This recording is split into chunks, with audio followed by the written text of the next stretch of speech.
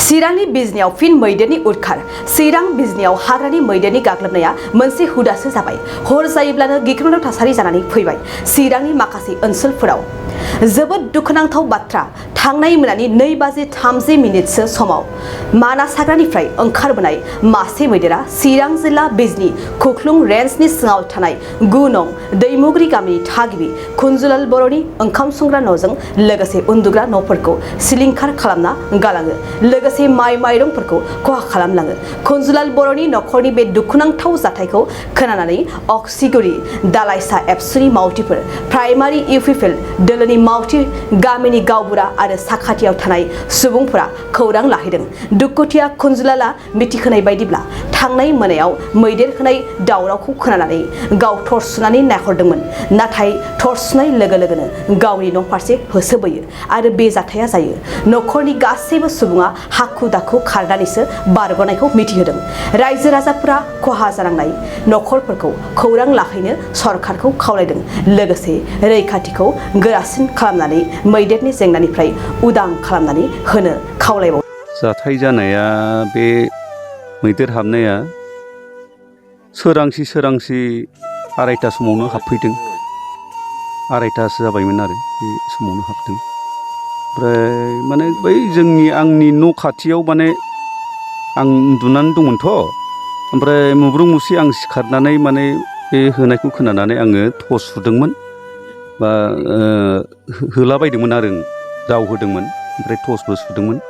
बेवहायनो एकदम डाइरेक्ट न'आव माने खारबोदों आरो। ओमफ्राय बे समावनो माने न'नि मानसिफोरखौ हाखु दाखु माने फोजाजोबनानै माम्बार सिखार ओमफ्राय गासिबो माबाय मानसिफोरखौबो माने होदाव होसि माने होजोबदोंमोन न'नि मानसिफ्रा जयैनो। ओमफ्राय मानसिखौसो उल्था माने पस्ट लादों आरो मैदेरा। एकदम गिदिं एकदम होसोगासिनो थादों आरो मानसिखौसो। ओमफ्राय नै ओंखाम संग्रा न', थाग्रा न', ओरै माइ दोननाय न', बिदिनो एकदम मानसियाथ' खारजोबनांबाय, सेस उलट फालट माने गांग्रां गुंग्रां सिफायगासिनो थाबाय आरो। बिसिना थिसिना बेफोरखौबो माने फानहरलायदों। माने गोरलै सासे दंमोन, माने मास मोनथाम जास्लाबि, बे गोरलैखौ माने लानानै खारसननायखायसो आरो, नङाबा जाल्लायानो जागौमोन। बे बिसिनायावबो माने आक्रमन खालामदों आरो। बे गोरलै उन्दुनाय, बिमा बिफा उन्दुनाय, आंनि माने फिसौ, बे उन्दुनाय बिसिनाखौबो माने बोरनलाबायदों आरो, हाबनानै बिदिनो सिफायलाजोबदों। माने उफाय गैयिनि माने खारनांदों आरो। दा उफाय गैया, बिनि थाखाय माने दा सरखारनिफ्राय माबाफोर अनसुंथाइफोर माने बेबस्था दं नामा? दाथ' जोंहा नै थाग्रा न', संनानै जाग्रा न' गासिबो लट फालट सिफाय जाजोब्बाय। ओमफ्राय बिनि लोगोसे माने जों बेखौ हास्थायो माने जाहाथे जोंनि ओनसोलाव बे मैदेर होबथानायनि थाखाय माने सर्ट लाइनखौ मोनसे एकदम पारमानेन्ट स्ट्रं भाबै जुदि आवग्रिनानै दोनोबा जों एसे राहा मोनगौ होननानै जों सानो आरो। बेखौ सरकारा जुदि बेबस्था लायो, बेखौनो जोङो आसा खालामो सरकारनिफ्राय। दा आंनि न'आवल' नङा, बे ओनसोलाव बहुद न'खौनो बेबायदि खालामलांबाय। दा दुखुनांथाव बाथ्रा, बे जायगायाव माने गोरिबानि गोजा, गोरिब गुन्द्रा माने बेवहाय बास खालामनानै थानाय गोजा गासिबो। जों बिराद खस्थ' मोनो आरो मैदेरनि बेफोरबायदि हांगामा माने आक्रमनाव। दा अन्नानै सरकारा बिनि थाखाय माबा मोनसे गोख्रों बेबस्था, होबथानायनि थाखाय, प्रटेकसननि थाखाय, बा रायजो राजानि बायदिसिना क्षतिपुरनफोरखौ एसे माने सरकारनिफ्राय माबा बेबस्था दंबा राहा लानो थाखाय जोङो बेखौ माने आसा खालामनानै थायो आरो। गामिनिनो सासे मेलेमजिबि सुबुं हिसाबै नैबे जाथायनि सोमोन्दै मा फोरमायगोन? बेथ' आंनिफ्राय मोनसे, आं बेखौनो हास्थायदों, थारमाने बे मैदेरनि उपद्रबआ दिनैनिल' बाथ्रा नङा। बहुद समनिफ्रायनो बेबायदि जोंनि जेनाखि गामियारि, जोंनि जि गामियाव थानाय जोंनि हाग्रा खाथि जाहैबाय,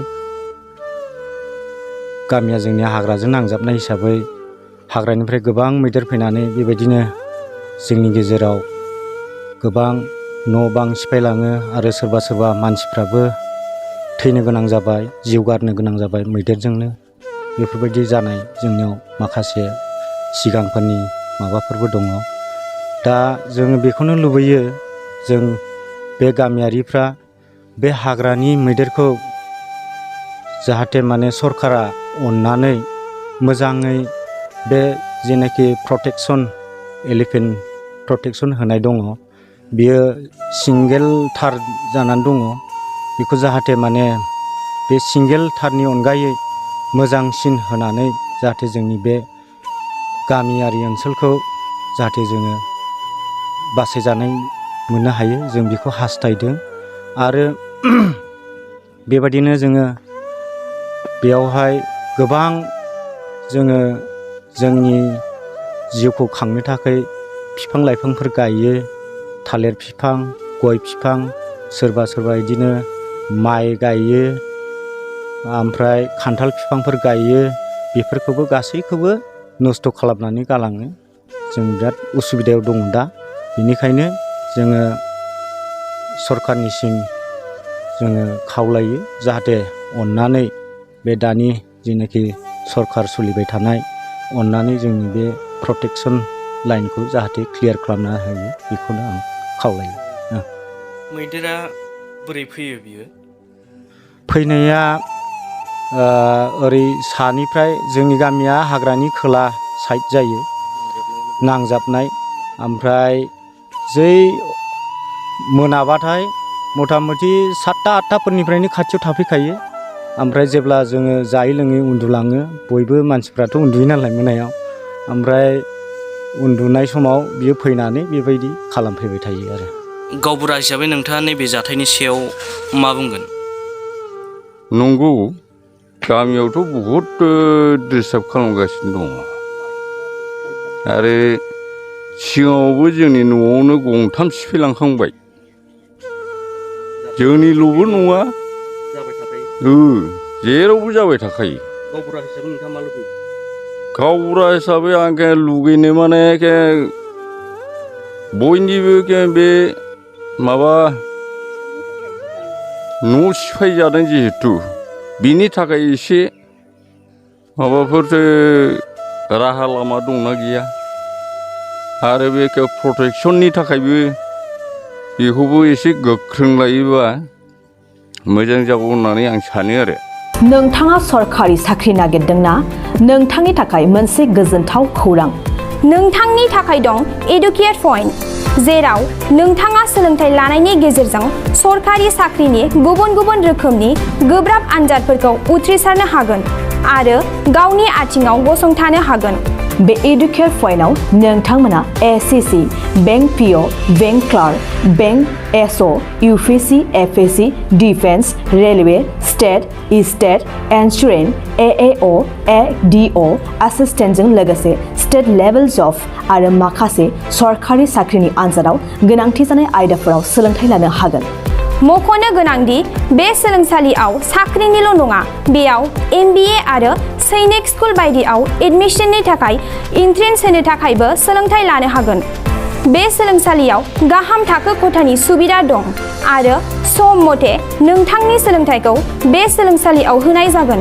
बेखौबो मिथिनांगोन दि बे एडुकेट पइन्टआव सोलोंथाइ लानानै बावैसो 2021-22 इं मायथाइनि एसएससि GDनि आनजादाव गासै 11 सा सोलोंसाफोरा उथ्रिसारनो हादों।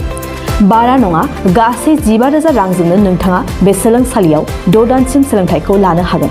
बे सोलोंसालिया क'क्राझार, बरपेटा र'ड, गवालपारा आरो बङाइगावआवबो दं। क'क्राझाराव सोलोंथाइ लानो गोसो गुदुं जानाय सुबुंफोरा 70020261333 9101536360 70020261333 9101536360